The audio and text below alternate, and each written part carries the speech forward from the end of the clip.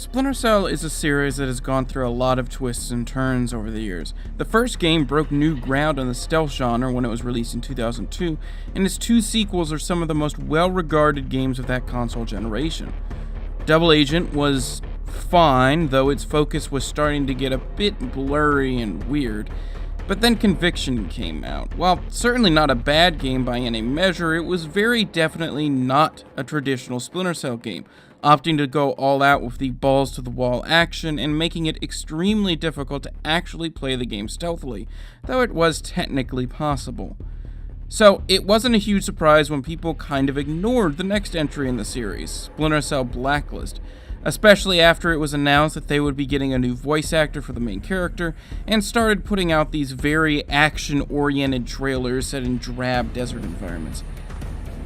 But after it came out, it was clear that Blacklist manages to walk the line between action and stealth extremely well, maintaining the handful of mechanics that were great additions to Conviction, and letting people play the game that way if they so wished, while simultaneously re-implementing mechanics to allow for a return to stealth for the players who wanted to play it that way, the best of both worlds.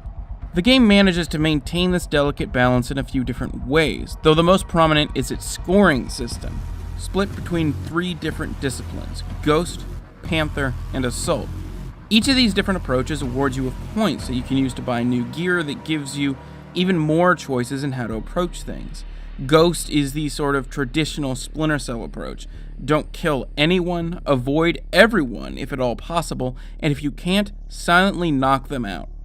Panther is still stealthy but lethal, the quicker approach to sneakiness, and Assault is the full guns blazing, take no prisoners approach. The game somehow manages to successfully support each of these different ways of playing incredibly well, and provides a path to upgrading each of them, giving you plenty of new toys to play with as you make your way through the game. It certainly helps that the game manages to give you plenty of things to do with all those toys as well. Throughout the main story, there is a ton of variety, both visually and in terms of level design. The game alternates between huge, wide-open areas and tight hallways, between bright daylight and dead of night, and it forces you to adapt to a number of different situations on the fly, forcing you to get better at whatever your chosen path through the game is. And there's a surprising amount of additional stuff to do that isn't the game's primary story-based mode. There is, of course, the Spies vs. Mercs mode that has become such a huge part of the series, but there's also an extensive series of missions you can play co-op, an entire campaign of them.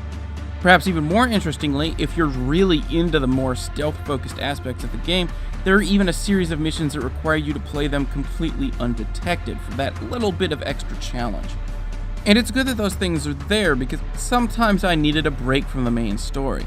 The missions themselves are very well designed and a ton of fun to play, but the story is such utter generic Clancy-esque fiction that I can only take so much of it at a time. It's some pretty generic America is in desperate trouble and this one man is the only person equipped to stop it type stuff. But Splinter Cell has pretty much always been about that sort of thing, so if you've played any of the other games in the series, or most of the other Tom Clancy games that Ubisoft has put out over the years for that matter, then you know what to expect. Splinter Cell Blacklist is probably the ultimate Splinter Cell game, which is fitting due to the fact that there's probably a pretty decent chance that it will be the last, at least for quite a while. It has just about anything that a fan of stealth games could want, while still allowing for different types of players to play the game in different ways, and rewarding them appropriately no matter which path they choose.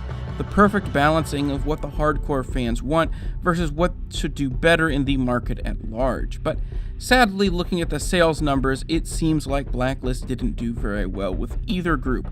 And if, like so many others, you ignored this game at release and you love stealth games, you really owe it to yourself to play it. Every Friday I look at a game that was either ignored when it came out or has been forgotten since. Games that people have missed. If you like that idea, be sure to subscribe so you can see the latest videos. If you like this video in particular, be sure to hit that like button, and thanks for watching.